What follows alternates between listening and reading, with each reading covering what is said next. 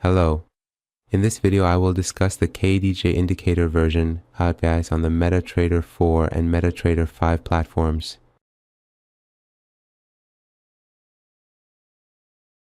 This indicator can both identify overbought and oversold areas for us and issue buy and sell signals.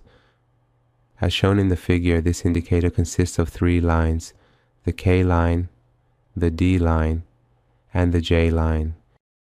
The J line is the green line, and with this line, we can identify the overbought and oversold areas.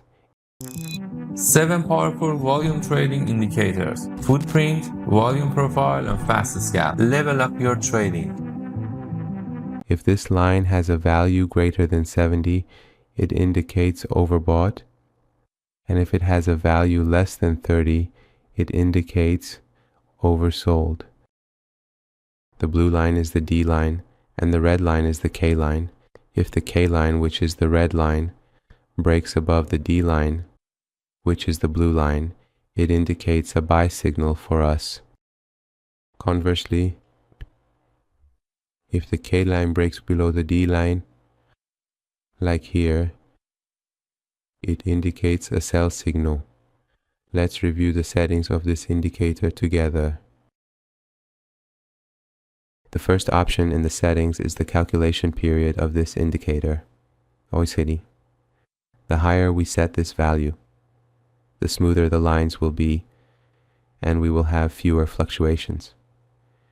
Next, we see two factors, whose sum should ideally be 1. Both should be numbers between 0 and 1, and it's better if their sum is 1.